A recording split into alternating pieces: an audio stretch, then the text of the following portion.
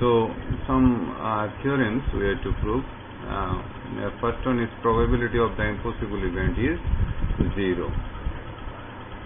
You see, to prove this theorem we shall use the third axiom of the axiomatic approach. Here S and phi, S means the certain event or the sample space, and phi is the impossible event.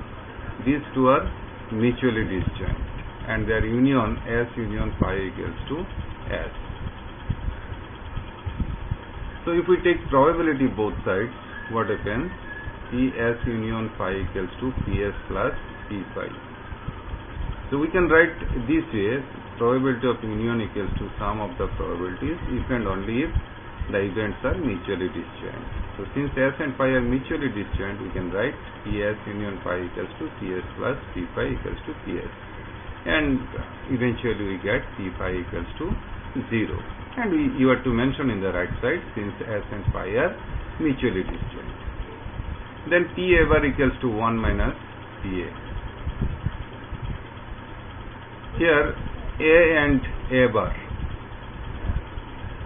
these two are mutually disjoint or mutually exclusive, and their union is the sample space. Now since these two are mutually disjoint, proceeding same way actually, Pa union A bar equals to Pa plus Pa bar equals to Ps. Ps means the probability of sample space is 1. This comes under the second axiom, and Pa bar equals to 1 minus Pa. Third theorem, if A and B are any two events, Pa intersection B bar equals to Pa minus Pa intersection B.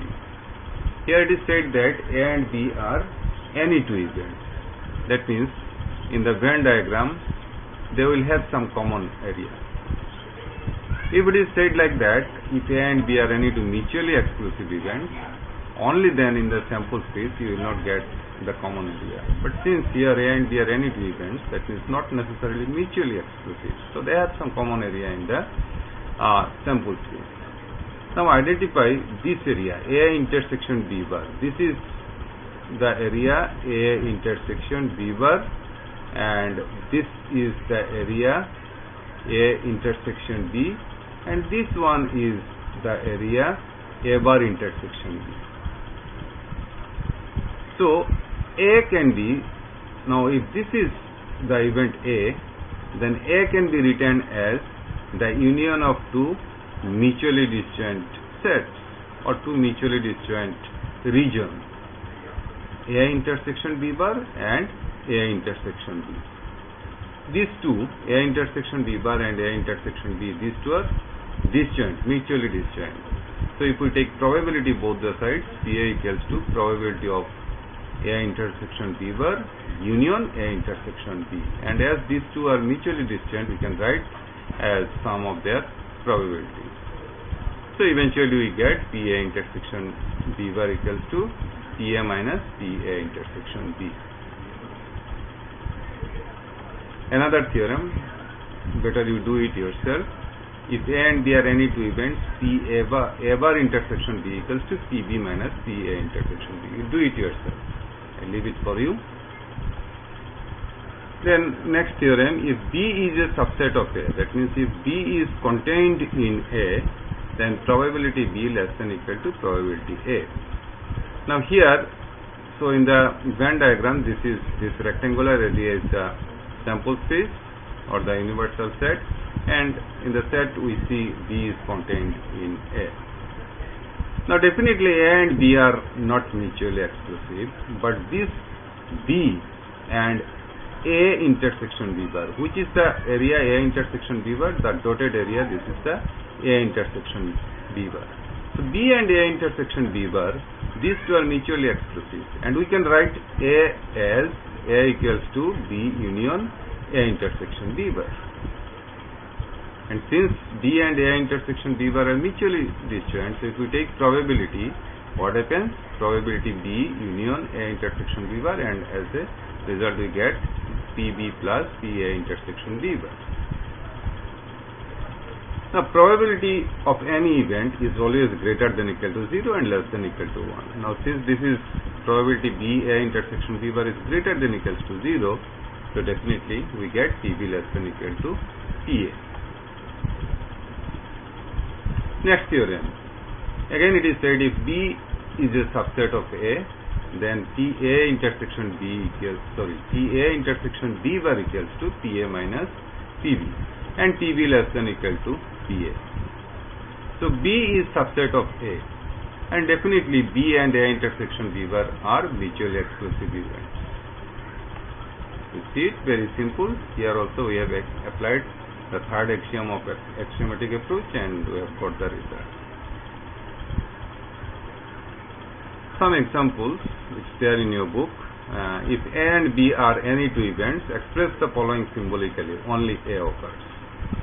You see, at the very beginning I told you, if I write simply A, what does it mean? The occurrence of the event A. Now, here it is said that A and B are any two events. And we have to express the occurrence of A.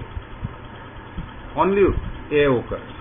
That means, all these events we have to write in terms of both A and B. We have to write both in terms of both A and B. So only A occurs means A occurs and B doesn't occur. So A intersection B bar. Whenever we speak out the term and, we use the symbol intersection. And when we speak out the term or, we use the symbol union. So only A occurs. It means that A occurs and B doesn't occur. Here both A and B occurs. That means A occurs and B occurs. So A intersection B. At least one of the events A and B occurs. That means A union B.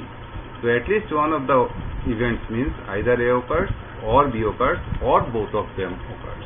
However, if A and B are mutually exclusive, then both cannot occur together. See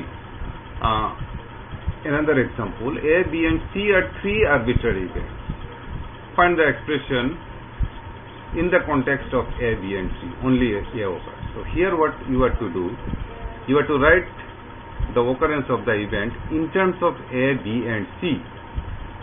So only A occurs means A occurs and B does not occur and C does not occur. So A intersection B bar intersection C bar. Both A and B occur but C does not occur. That means A occurs and B occurs and C doesn't occur. All the three events occur. A intersection B intersection C. At least one occurs, A union B union C. So here at least occurrence of one event means either A occurs or B occurs or C occurs, or A and B occurs, or A and C occurs, or B and C occurs, or A, B and C occurs. This is the meaning of at least one occurs. However, if A, B and C are mutually exclusive, then their joint occurrence is impossible.